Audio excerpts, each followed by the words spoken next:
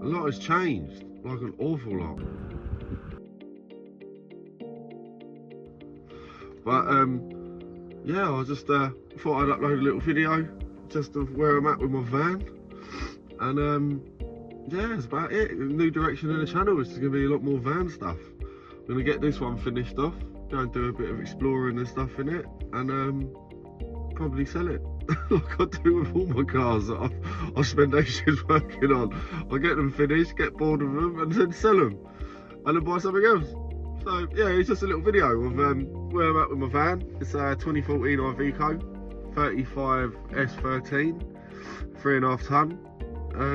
Yeah, I just thought I'd do a little video. I need to finish wrapping the kitchen sink fridge unit. I'm gonna wrap it. You have to excuse the mess in here. I've just come back from a weekend away with my boy. It's got a little bit messy. But yeah, I'm gonna wrap it, same black as that, on the side, finish it. Probably make a panel to the back, filler. May put some of those little net things on. I don't know, maybe slip a fire blanket in there or something, just in case, because that is something I thought about, just in case I have like a pan fire, making a stir fry or omelette. You don't know, do you? It could happen. It could happen.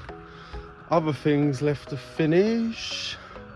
I've got to change some of these panels because I dropped a bottle of wine and they are now stained.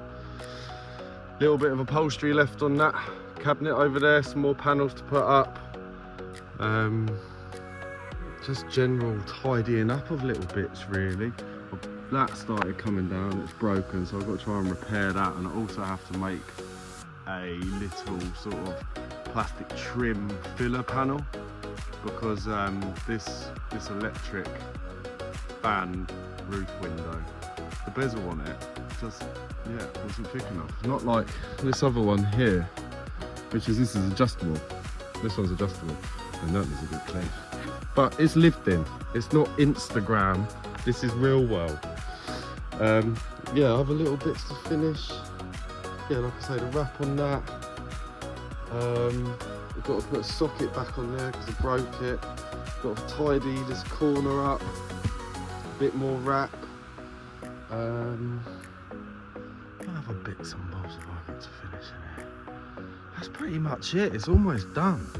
It's not far off. Not far off at all. Yeah, like I said, yeah, I've got a fridge. And it's all going to be just wrapped the same as that. Another little fold-up table there if I need it. Another thing I like about the space of this van is, well, you'll see in pictures that I'll put up, this is like the third variant of this van.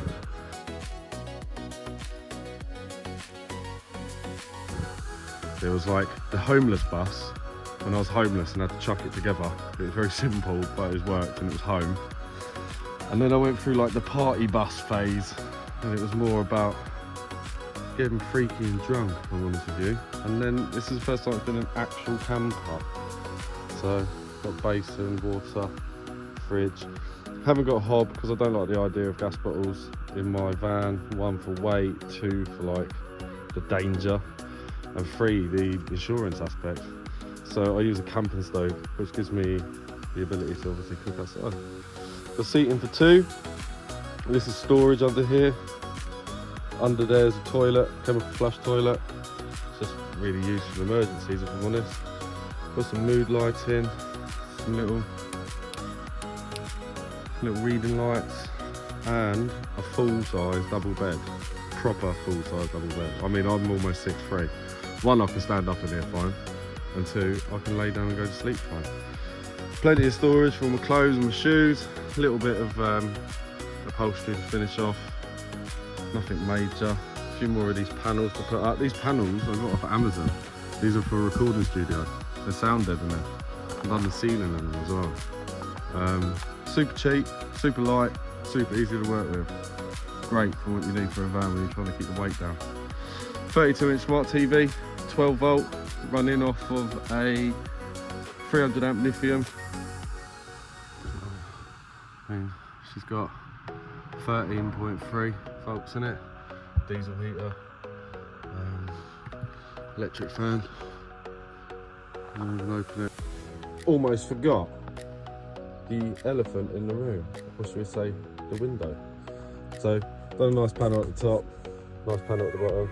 Obviously everything in here has been like triple layered and thermowrap, and then it's got 100mm of dial insulation, and then another layer of thermowrap over the top. So it does get warm in here, I'm not gonna lie, especially with a diesel heater. I sort of didn't know much about diesel heaters when I bought it, so I bought the 8kW one. And yeah, even on setting one in here, you have to have the roof windows open in the middle of the winter. It is hot. But yeah, window. So I was gonna put a window in it, and then I was looking at all these different sorts of windows, cartridge windows, and then like these oversized large windows. I'll show you on the outside. So oversized large windows, and I don't know if it's just an Iveco thing, or to be fair, every van I've had, the side loading doors giving me grief. They need constant attention. It's a downside of vans, but I don't really want to put a huge amount of weight on that door when they're problematic anyway. So the oversized windows now out the window. I'm going to buy a cassette window to chop into it, ones that already got the fly screen and the blackout blinds already in it. It won't be the full size of that, but it'll still be pretty decent.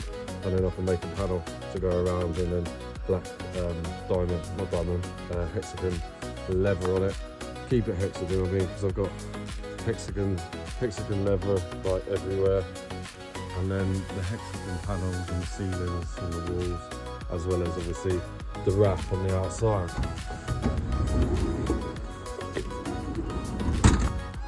So the reason I wanted to get the oversized window is one, it would cover like some of these scratches. But it literally comes down to that here. That's why I've cut some of these off weird. I mean, they need to put it off and redo it. But yeah, it's going to cover all of that.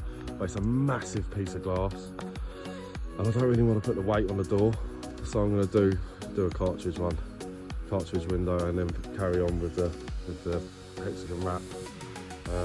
Yeah, got my recovery boards.